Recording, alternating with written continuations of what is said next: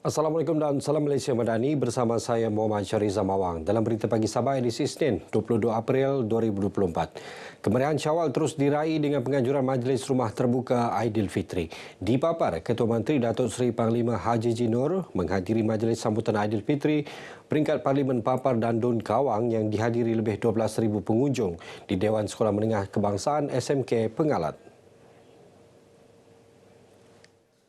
Sempena sambutan ini, Datuk Haji Ji turut menyampaikan kunci Rumah Mesra Sabah Maju Jaya SMJ kepada penerima dalam kawasan Parlimen Papar selain duit raya kepada golongan asnaf dan pesara tentera. Di Sipitang, Majlis Rumah Terbuka Anjuran bersama pihak Parlimen Sipitang dan Adun Sindumin dimeriahkan dengan kehadiran lebih 3,000 pengunjung. Hadir mewakili Ketua Menteri dalam majlis ini, Menteri Pembangunan Masyarakat dan Kesejahteraan Rakyat, Datuk James Ratib menyifatkannya sebagai berjaya memupuk semangat perpaduan bagi melengkapkan konsep Malaysia Madani. Ya, sudah pasti kerjasama sebegini yang kita minta, iaitu antara kerjasama di antara Parlimen dan ADUN. Kerana kita adalah dalam satu komponen parti JRS, PJRS lagi. Dan ini bila saya nampak kehadiran begitu ramai rakyat menandakan bahawa sokongan ke atas kedua-dua wakil rakyat ini. Dan kita mengharapkan supaya kolaborasi akan terus berterusan di masa akan datang. Dan insyaAllah kita akan memberikan kerjasama padu dalam memastikan pelbagai aktiviti yang dibuat. Hari ini cukup berjaya dan inilah tradisi kita sebenarnya. Selama ini barangkali sukar untuk menggabungkan, tapi di bawah kerajaan JRS dan saya sebagai Ketua Bahagian dan juga ADUN, kita cuba menggabungkan semua supaya rasa kebersamaan itu ada. Ini adalah satu rumah terbuka yang baiklah untuk kita rakyat Malaysia. Zaman sekarang ini kita dipanggil Malaysia Madani.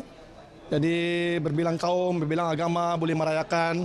Sebab semua kaum boleh datang dan dapat eratkan lagi hubungan antara kaum-kaum lah. Melayu, Cina, India semua dapat berkumpul kan, dapat merasakan sambutan raya. Penyaluran peruntukan segera RM80 juta bagi pewujudan Pusat Jantung Negara Sabah di Hospital Queen Elizabeth II disifatkan langkah tepat dalam usaha meningkatkan perkhidmatan kesihatan di negeri ini. Menteri Pembangunan Masyarakat dan Kesejahteraan Rakyat Datuk James Ratib yang juga Exco Kesihatan Negeri Sabah berkata, penghidap penyakit jantung di negeri ini semakin kritikal dan terdapat keperluan mendesak untuk pusat berkenaan. Dan kita amat mengharapkan supaya projek ini dapat dilaksanakan dengan kadar segera. Dan saya selaku Exco Kesihatan Negeri Sabah memastikan bahawa projek ini dapat dilaksanakan mengikut jadual yang ditetapkan. Bercakap kepada RTM, Datuk James berkata, setiap tahun dianggarkan 200 pesakit dihantar ke Institut Jantung Negara IJN Kuala Lumpur. Justru dengan adanya kemudahan sedemikian, ia dapat meringankan beban pesakit. Dalam perkembangan sama, Datuk James memaklumkan Sabah bakal menerima mesin Positron Emission Tomography Computed Tomography Scan CT PET Scan yang berupaya mengesan kanser lebih awal.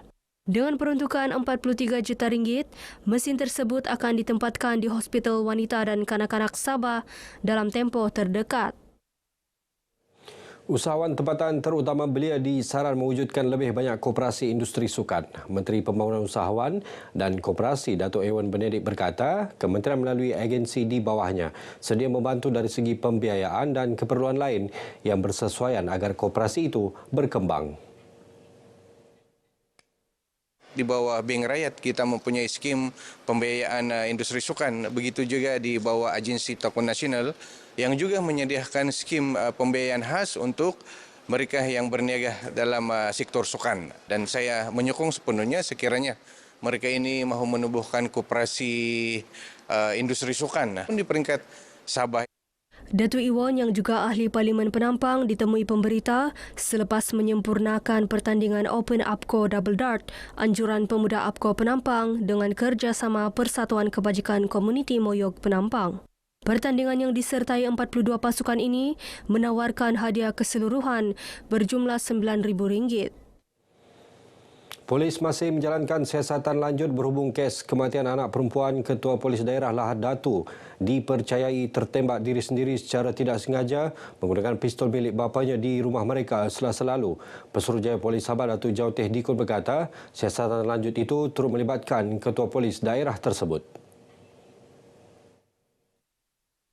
Menurutnya, siasatan juga masih belum dapat membuat sebarang kesimpulan sama ada kes tersebut ada kaitan dengan kecuaian atau sebaliknya.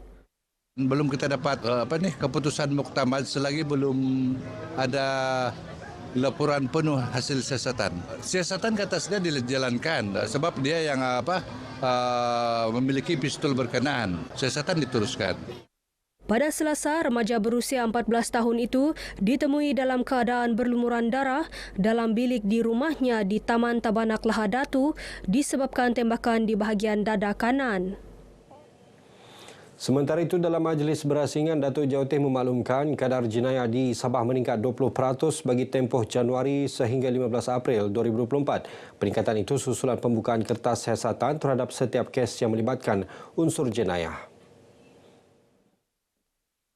Jelas Datuk Jauteh pihaknya tidak lagi mengehadkan jumlah kerugian sebagai syarat untuk membuka kertas siasatan. Sebaliknya, setiap kes jenayah kecil akan disiasat bagi mengenal pasti corak jenayah yang berlaku di negeri ini. Bagaimanapun katanya, kadar penyelesaian jenayah juga meningkat berikutan kejayaan menyelesaikan setiap kes berkenaan melalui perancangan yang dilaksana dari semasa ke semasa. Di sini kita tidak lihat lagi kepada value properti yang hilang. Tetapi kita lihat kepada ketakutan mental ataupun ancaman mental yang dihadapi oleh mangsa. Barulah kita dapat memahami dan memberikan yang terbaik kepada masyarakat. Samping kita memahami pattern, kita merancang dari masa ke semasa, itu sebab dia kadar penyelesaian jenayah kita meningkat. Beliau memberitahu sidang media sempena Karnival Pencegahan Jenayah dan kempen Derma Darah sempena peringatan Hari Polis ke-217 tahun 2024 di Kota Kinabalu. 1,089 unit darah berjaya dikumpul dalam karnival ini yang dijayakan PDRM bersama Yayasan Pencegahan Jenayah Malaysia dan Jabatan Kesihatan Negeri Sabah.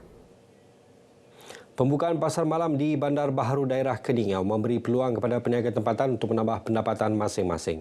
Ia sekaligus dapat meningkatkan taraf ekonomi penduduk di daerah itu. Pengerusi Persatuan Pelancongan dan Kebudayaan Daerah Keningau, Rafi Robert berkata, semua pihak perlu menyokong inisiatif meningkatkan taraf sosioekonomi usahawan tempatan. Program seumpama ini sangat baik untuk program rangsangan ekonomi yang mana kita bagi peluang kepada peniaga-peniaga kita untuk menjalankan perniagaan. Jadi saya lihat kedudukan di Bandar Baru Keningau ini satu tempat yang strategik yang mana lokasi ini juga adalah lokasi yang telah diadakan Bazar Ramadan. Beliau ditemui pemberita selepas merasmikan pasar malam berkenaan anjuran bersama pihaknya dan salah sebuah syarikat swasta. Kita ingin menghidupkan Bandar Baru Keningau sebab ini mempunyai potensi lokasi yang sangat strategik dan peniaga boleh berniaga, pengunjung boleh datang malam pada hujung minggu.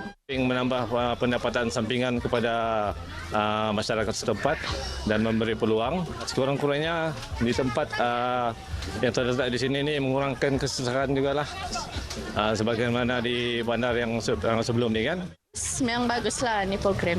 Tambah pendapatan, Keningau pun tidak sunyi lah. Tambah-tambah lagi Keningau makin membangun. Kawasan ni memang untuk menjual lah, dia luas gitu. Parking pun okey. Peluang perniagaan pada peniaga-peniaga kecil di Keningau ni dan orang Keningau pun senang datang sini sebab dia area Bandar Baru ni dekat ramai banyak kawasan perumahan, jadi orang senang datang untuk membeli belah. Pasar malam di Bandar Baharu Pekan Keningau ini beroperasi setiap Jumaat, Sabtu dan Ahad. Baik, sekian paparan berita pagi Sabah kali ini. Menyusul selepas ini, berita pagi Sarawak. Dari sungai ke segara, Palestin pasti merdeka.